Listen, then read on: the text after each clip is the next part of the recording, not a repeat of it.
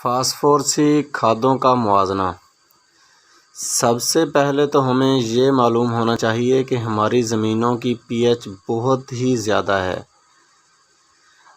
اور 8 کے لگ بھگ ہے، کہیں 8 سے زیادہ بھی۔ ہمیں یہ بھی معلوم ہونا چاہیے کہ پودا سب سے زیادہ خوراک اور کھاد کم پی ایچ پر لیتا ہے۔ ہمیں یہ بھی معلوم ہونا چاہیے کہ پودا فاسفورس کو فاسفیٹ کی شکل میں لیتا ہے۔ ہماری زمینوں کے لیے کھاد وہ بہتر ہے جس کی پی ایچ کم سے کم ہو۔ فاسفورس والی 4 کھادیں بہت زیادہ مشہور ہیں۔ Number 1 D A P, number 2 N P, number 3 S S P اور نمبر 4 ایم اے پی زوراور۔ میں یہاں پر ان چاروں کے اجزاء اور ان کی پی ایچ بیان کر رہا ہوں۔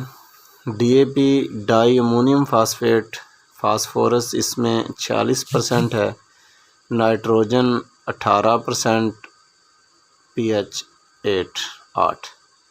ڈی اے پی میں فاسفورس فاسفیٹ کی شکل میں اور نائٹروجن امونیم کی شکل میں ہوتی ہے۔ ڈی اے پی پانی میں حل بہت مشکل سے ہوتی ہے۔ فصل اگنے کے بعد ڈی اے پی ڈالنے سے ڈی اے پی کی امونیم پودے کو فوراً مل جاتی ہے، جس سے پودے کا رنگ گہرا سبز ہو جاتا ہے، جس سے کسان یہ سمجھتا ہے کہ ڈی اے پی پوری کی پوری فصل کو مل چکی ہے۔ پی ایچ زیادہ ہونے کی وجہ سے 50% ڈی اے پی زمین کے ساتھ چپک کر ضائع ہو جاتی ہے۔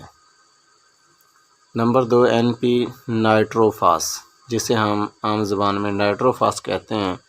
اس میں فاسفورس 20% ہوتی ہے، نائٹروجن 22%، پی ایچ 3 سے 5 تک۔ نائٹروفاس میں فاسفورس فاسفیٹ کی شکل میں اور نائٹروجن نائٹریٹ کی شکل میں ہوتی ہے۔